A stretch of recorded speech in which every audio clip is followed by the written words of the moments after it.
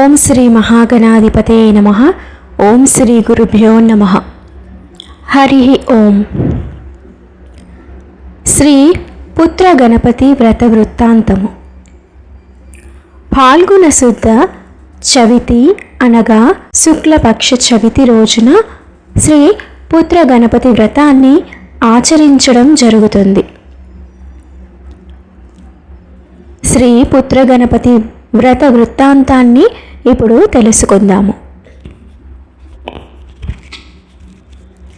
పూర్వం దేవతలు, ఋషులు, సిద్ధులు తాము చేసే పనులు చక్కగా కొనసాగేందుకు వీలుగా మంచి ముహూర్తంలో తమ కార్యాల్ని ప్రారంభించేవారు.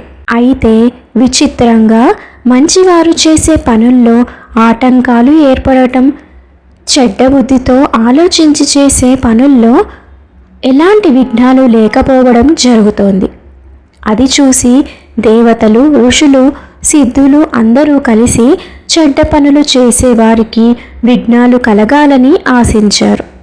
అందుకోసం ఏం చేయాలా అని ఆలోచించి సరాసరి మహాదేవుడు నివసించే కైలాసానికి వెళ్ళారు.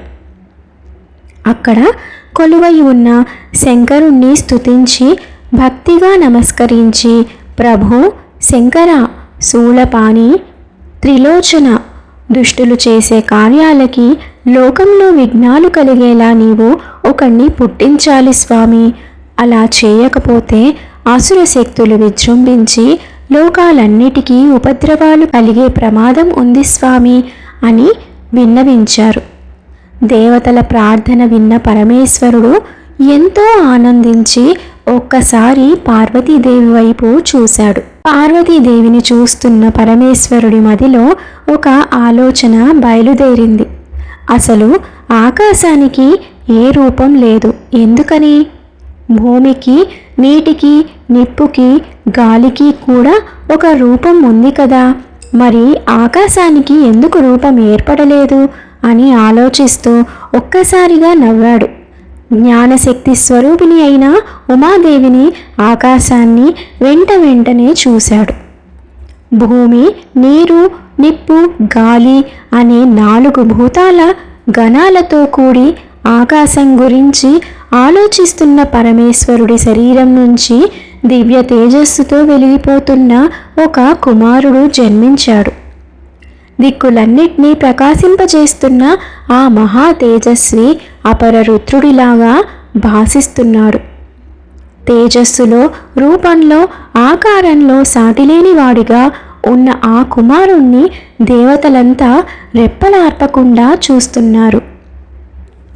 జగదేక సౌందర్యవంతుడిగా ప్రకాశిస్తున్న ఆ కుమారుణ్ణి చూసి దేవకాంతలంతా ఎంతో వ్యామోహం పొందుతున్నారు.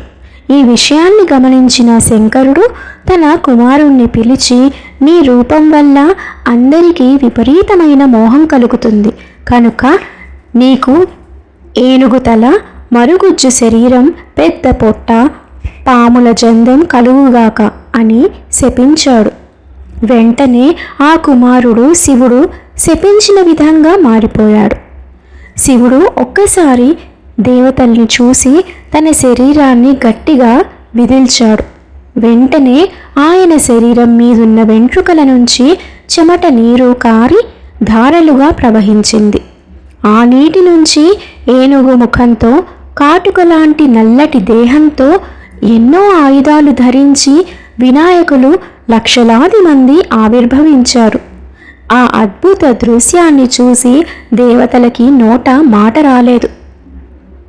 వారంతా ఒక్క వినాయకుడే మన కార్యానికి సరిపోతాడు కదా, ఇంతమంది వినాయకులు పుట్టుకొస్తున్నారే, పరమేశ్వరుడు వీళ్ళనెందుకు సృష్టిస్తున్నాడు అని చింతిస్తున్నారు. దేవతలంతా అలా ఆలోచించేంతలోనే వినాయకులతో భూగోళమంతా నిండిపోయింది.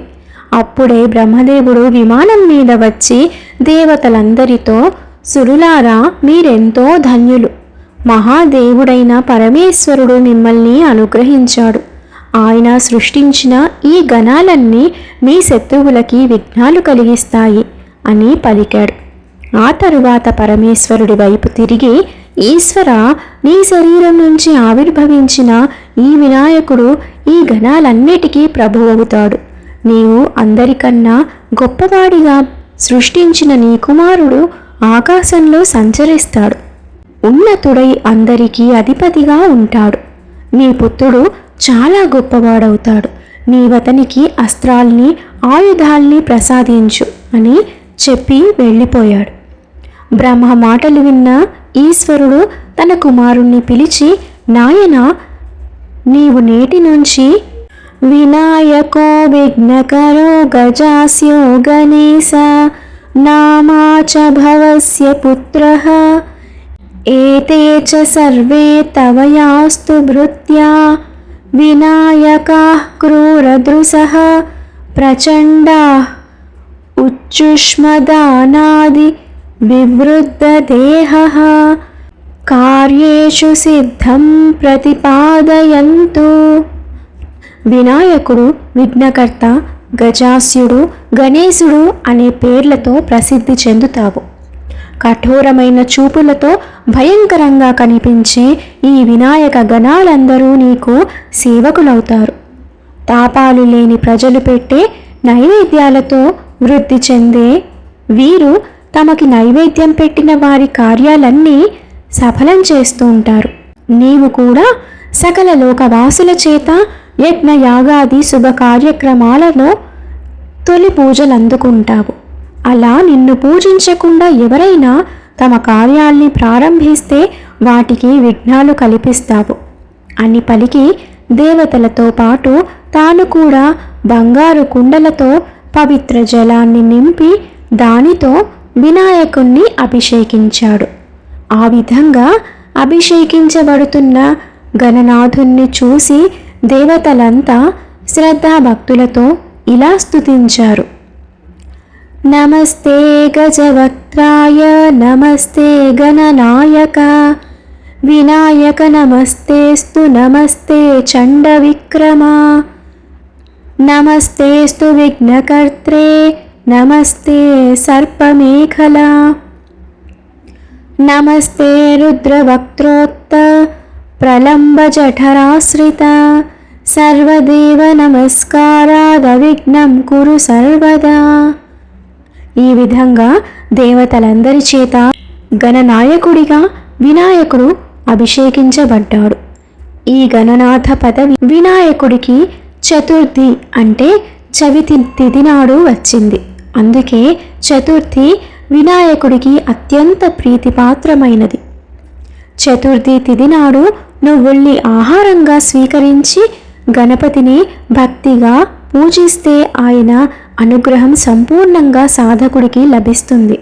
ఇందులో ఎలాంటి సందేహం లేదు. దేవతలు చేసిన గణపతి స్తుతిని విన్నవారికి, పఠించిన వారికి ఎలాంటి విఘ్నాలు కలగవు. శ్రీ పుత్రగణపతి వ్రత వృత్తాంతాన్ని ఫాల్గుణ శుద్ధ చతుర్థి అనగా ఫాల్గుణ శుద్ధ చవితి తిథి నాడు విన్నా, పఠించిన, పారాయణము చేసిన, కథాక్షతలు శిరస్సున ధరించిన వారికి తప్పక పుత్ర సంతానము కలుగును. ఇతర కార్యములయందు విఘ్నములన్నీ తొలగి విజయవంతులవుతారు. ఇంతటితో పుత్ర గణపతి వృత్తాంతము సంపూర్ణమయ్యింది. నమః శివాయ చ నమః శివాయ. నమో నారాయణాయ.